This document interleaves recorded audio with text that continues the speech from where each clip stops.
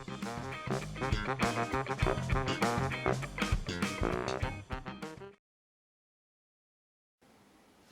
everyone and welcome back to my channel.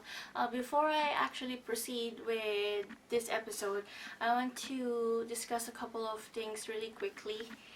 First up would be the demise of peel apart pack film. Most of you guys probably already know that Fujifilm has ceased to produce the Fujifilm FP100C, and we knew it was coming, but hearing it is really disappointing. Last year, as soon as my husband and I heard of Fuji discontinuing FP3000B, which is the black and white version of this film, we have decided to start buying them to accumulate our stock, and just because we never know what's gonna happen, or rather we knew it's coming, we just don't know when. My husband is not a big instant film shooter, but I am, and I really enjoy it. But he also likes the results of the FP100C, even though he doesn't shoot it. He just likes how the colors come out really well. So we had a few. This is like one of the last ones we bought end of last year, and I'm not sure if our seller will end up selling a few more of these in the next fair. I'm hoping, but we had to be there really early to get our stocks in. But yeah, it is really disappointing. I don't want to badmouth any companies like Fujifilm in particular, just because I like the rest of their products, both film and digital. So I mean, it's just a company thing, but as a film photographer, it's just really disheartening to know that one of my favorite formats and one of my favorite films are gone for good. So here's to hoping that some film photography chemist or something will end up developing a new formula. The next thing I want to talk about really quickly is this camera. This is the Ricoh 500G. I've talked about this maybe 2-3 years ago in this channel and how I got about this camera, but I haven't really tested it after that. So I've received a lot of comments both through my email and through Twitter asking, how do you find that camera, because I want to get it, or I found one or something. So I ended up testing it, and I gave up halfway through the test roll and ended up transferring the exposed roll into a different camera. And the reason being is I found the camera to be really uncomfortable to work with, in particular in terms of like focusing the lens, and as well as like just even the changing the ISO knob, which is right in front of the lens. And in addition to that, it was just really hard to focus. The patch, the rangefinder patch inside is actually really faint, and for someone who has bad eyesight, this is not really a good thing. So I kind of gave up halfway through it, and I was discussing this with my husband, who is a big rangefinder user, and he was saying that maybe this is the same reason why this camera ended up in the thrift store bin. So it's really sad because I've held on to this for a long time. I was really excited to use it, but unfortunately it didn't work out for me. So as soon as we sort our stuff by the end of spring and summer, I might have to like get rid of this.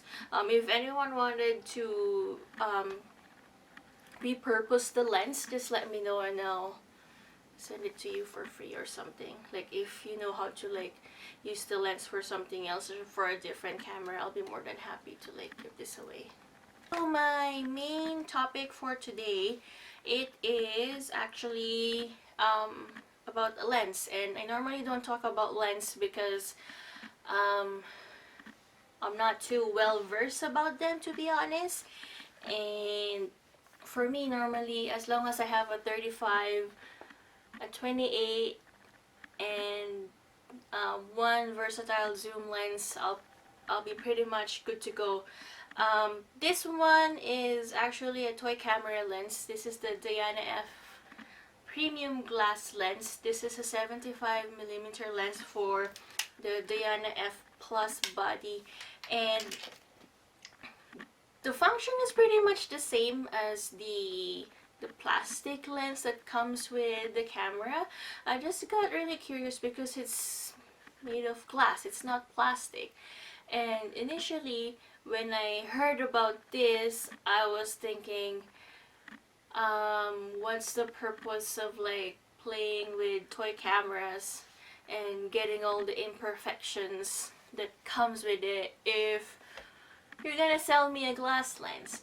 Well, that curiosity, or that skepticism rather, backfired on me because I found that the lens was on sale one time, and I was planning to go on a cabin trip during the fall with my husband and our friends, and I don't want to bring any of my bigger medium format cameras like my Rolleiflex and or even the Yashica, because we're going up in the mountains to do hiking, and I was like thinking that I want to shoot medium format, but I don't want to break my cameras in the process of climbing the trail for like 5 kilometers. So I thought, oh, maybe I should bring my Diana, and I thought like, oh, since we're going to the mountains, I want to have really sharp photos, and therefore I ended up getting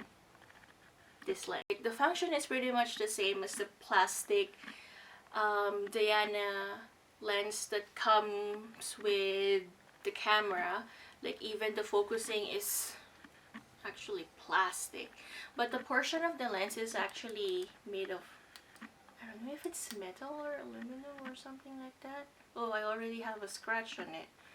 Okay. And so the focusing is pretty much the same. So you have like the infinity 1 meter to 4 meters and stuff.